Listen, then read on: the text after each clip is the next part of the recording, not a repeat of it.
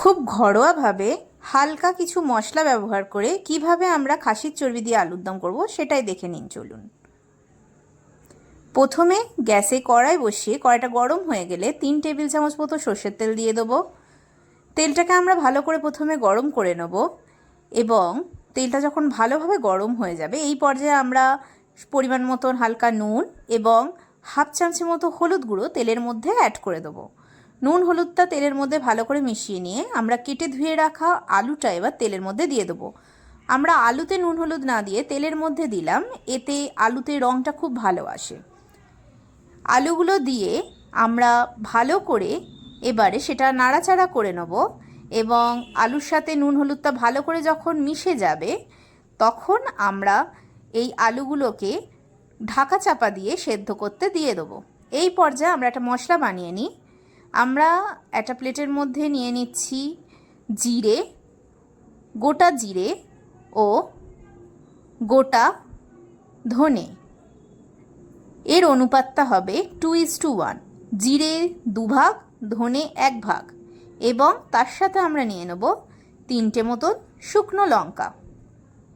এবারে অপর একটা পাত্র গ্যাসের মধ্যে গরম করতে দিয়ে তাতে ওই শুকনো লঙ্কা 3টেকে ভালো করে ভেজে নেব প্রথমে, তারপর গ্যাসটা বন্ধ করে দিয়ে তাতে দিয়ে দেবো জিরে আর ধনে। গ্যাসটা বন্ধ করে জিরে ধনেটা দেওয়ার ফলে জিরে ধনেটা আমাদের পুড়ে যাবে না এবং ভালোভাবে ভাজা হয়ে যাবে। এবার আমরা এই জিরে ধনেটাকে ভেজে নিয়ে মিক্সারের মধ্যে দিয়ে আমরা সেটা খুব ফাইন করে নেব।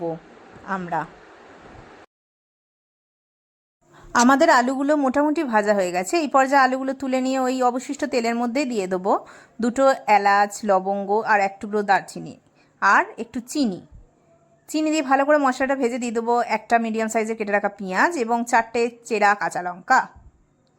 তেলের মধ্যে চিনি দেওয়ার ফলে একটা রং খুব ভালো আসবে। পেঁয়াজটাকে আমরা ব্রাউন হওয়া অবধি ভেজে নেব এবং যখন পেঁয়াজটা মোটামুটিভাবে ব্রাউন হয়ে আসবে এই পর্যায়ে দিয়ে দেবো আমরা হাফ টেবিল চামচ হলুদ, স্বাদ মতো নুন এবং ভালো করে মশলাটার সাথে এটা ভেজে নেব। দিয়ে আমরা এর মধ্যে দিয়ে দেবো আদা রসুন বাটা 1.5 টেবিল চামচ মতন দিয়ে আমরা মশলাটার মধ্যে দিয়ে ওটাকে ভালো করে কষিয়ে ভেজে নেব এবং ভেজে নেওয়া হয়ে গেলে আমরা এতে দিয়ে দিচ্ছি খাসির চর্বিটা। আমি এখানে 250 গ্রাম চর্বি ব্যবহার করেছি, আপনারা কম বেশি প্রয়োজন মতন ব্যবহার করতেই পারেন। খাসির চর্বিটা দিয়ে আমরা ভালো করে নেড়ে নিয়ে এবার গুঁড়িয়ে রাখা আমাদের ওই ভাজা মশলাটা আমরা এখানে 1 টেবিল চামচ মতন ব্যবহার করলাম। এবারে সমস্ত মশলার সাথে চর্বিটাকে ভালো করে আমরা কষিয়ে নেব এবং আপনারা দেখতে পাচ্ছেন তেল ছাড়া অবধি আমরা মশলাটা কষিয়ে নিলাম। কষে যাওয়ার পরে আমরা এর মধ্যে দিয়ে দিলাম হালকা করে জল দিয়ে এবার আমরা ভালো করে মশলাটার সাথে চর্বিটাকে কষিয়ে ফুটিয়ে নেব একটু, যতক্ষণ না মোটামুটি মাখা মাখা হয়ে তেল ছেড়ে আসবে। এবার আমি এতে দিয়ে দিলাম 1 টেবিল চামচ মতো টমেটো। এবার আমি এর মধ্যে ভেজে রাখা আলুগুলো দিয়ে দেবো এবং মশলাটার সাথে আলুটাকে খুব ভালো করে কষিয়ে নেব।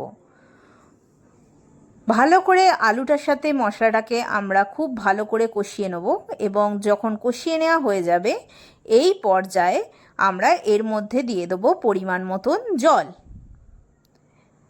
আমরা এখানে একটু বেশি জল ব্যবহার করব কারণ আলুটা আমাদের সেদ্ধ করা নেই আগে, সেই জন্য আমি একটু বেশি জল ব্যবহার করেছি। ভালো করে জল দিয়ে আমরা গ্যাসটাকে সিম করে নিয়ে ঢাকা চাপা দিয়ে এটাকে ফুটতে দেবো মিনিট 15-র জন্য। 15 মিনিট পরে ঢাকা খুলে আমরা এর মধ্যে দেখে নেবো আলুটা সেদ্ধ হয়েছে কি।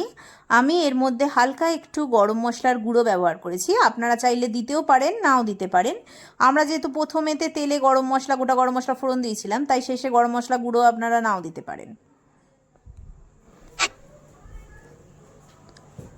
তৈরি হয়ে গেল আমাদের ঘরোয়াভাবে খুব দুর্দান্ত স্বাদের খাসির চর্বি দিয়ে আলুর দম। এই আলুর দমটা আপনারা লুচি, রুটি, পরোটা যে কোনো কিছু দিয়েই খেতে পারেন, খেতে খুব সুন্দর লাগবে। অনুরোধ রইল একবার বাড়িতে অবশ্যই এটা ট্রাই করবেন। যদি ভিডিওটা ভালো লাগে তাহলে আমাদের পাশে থাকবেন। আজকে এই মতন, টাটা।